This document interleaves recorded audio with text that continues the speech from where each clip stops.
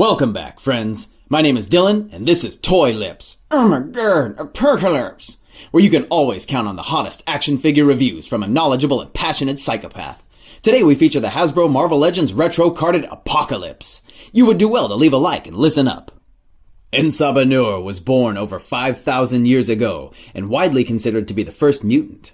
Until they decided he wasn't. He is an immortal shapeshifter who believes that only the strong should survive. This figure is loosely based on his appearance in X-Men the Animated Series. I say loosely because it's mostly reuse of the Build-A-Figure from a few years back. Because he is big, beefy, and a former Build-A-Figure, he's about $38 American. Though that doesn't get you a lot of paint detail. Overall, the colors really pop, but it's mostly bare plastics. Except for this head sculpt. This is where all the detail went. This is where the budget went, was on this sucker right here. Except not really, because this is just a reuse of the Build-A-Figure head. Though he does come with another, more stoic one. It is still really nicely detailed. I love all that extra paint. The eyes are nice and clean. Those teeth and gums. At least they've taken some care there. And it is on a ball joint with a hinge here. You don't get too much range because of this. It all just kind of falls inside of that. Shove it back about yay far. And he can look down. Like that way into that thing. Why would you want that though? A little bit of tilt up here, and it'll of course rotate around-ish.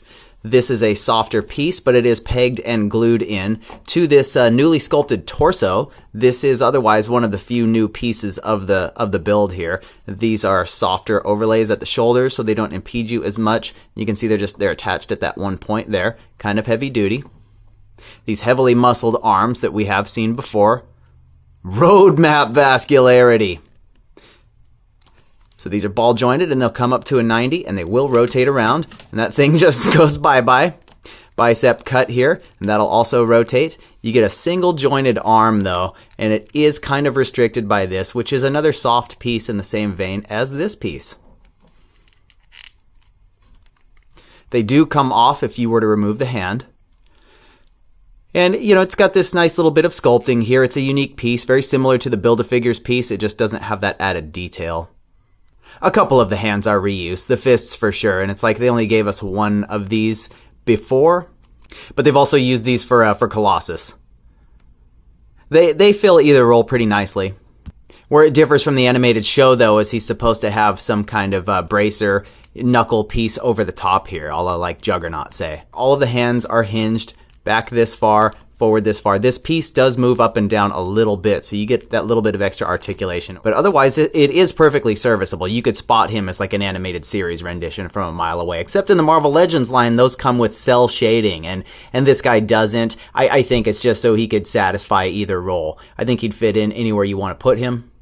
But at least this doesn't piss people off and doesn't have them trying to acetone the cell shading off of their figures. This belt is also new with the big prominent A. It's just a softer overlay. It kind of moves around on there. Has a couple of these ports in the back. And he has this ab crunch that'll bring him forward pretty far. And back a little bit as well, though the sculpting runs out there and it's just smooth. That's not really a big deal. Ball jointed thighs down here. These are the same legs from the Build-A-Figure. They'll come out this far. And back and forward this far. Pop. We have that upper thigh cut that'll rotate all the way around. Huge, huge leg muscles. This boot here, this is complete reuse from the Build-A-Figure. It's just missing the little overlay that had. The lazy thing is that the joint is blue here. That is ugly, but you can hide that by pushing the leg back, which will come this far, but that opens up the front here. Yee. Otherwise, this is nice sculpted detail here, this nice piece they found another use for, because of course tooling is expensive, but damn it, where is the paint? It could really, really do with some extra paint. That's just, there's no two ways about that, you know what I mean? It also shares these legs with the Age of Apocalypse figure, but that one has different boots. Different feet. These ones come back this far, forward this far, and they do rock side to side. So if you have a previous version of Apocalypse, of which there are two others they've given us, you know what to expect here. No real surprises. It is this look. It is heavy, leaning into the cartoon series aesthetic. For accessories, he actually comes with a solid complement, which is not something you always see with a retro-carded release. In addition to the grimacing head and open hands, he also features a neutral expression, closed mouth and closed fists. a swappable gun arm lifted right from the animated series, and it even has a port for the included hoses. He comes with 3 blast effects, but the port sizes are odd, so you can't plug in many of your other Iron Man effects. Now, if you have that Archangel figure, you can hook him up with the Vice. Nice! This imposing mutant masochist stands 8 1/16 inches. Pretty much the same height as the other 2 Apocalypse figures, the Bath and the Deluxe AOA. Taking it back to his origins in the 80s, here he is with Warren Worthington, his horseman, Death, and Cyclops, period appropriate, of course.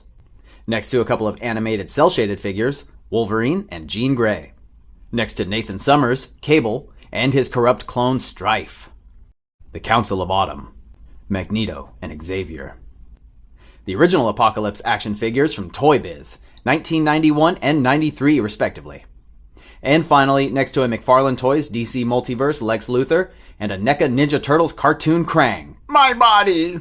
These figures are both in a 7-inch scale and so look a little larger than appropriate. At the end of the day, this is probably my favorite Marvel Legends Apocalypse figure.